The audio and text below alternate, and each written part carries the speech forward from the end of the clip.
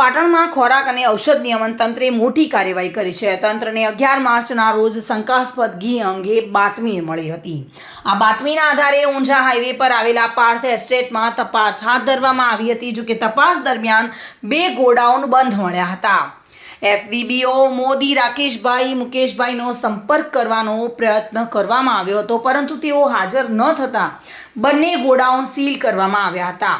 બાલેસણા પોલીસને પણ જાણ કરવામાં આવી હતી। 15 દિવસ બાદ મંગળવારે વેપારી હાજર થતા તંત્રની ટીમે પોલીસ બંદોબસ્ત સાથે ગોડાઉન ખોલ્યું હતું અને અંદરથી જુદી જુદી બ્રાન્ડના 10 જેટલા ઘી અને તેલના નમૂના લેવામાં આવ્યા છે।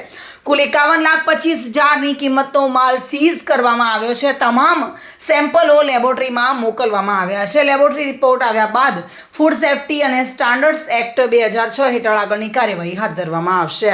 આ કાર્યવાહી નગરજનોને શુદ્ધ અને ભેળસેળ મુક્ત ખાદ્ય પદાર્થોની મળી રહે તે હેતુથી કરવામાં આવી છે।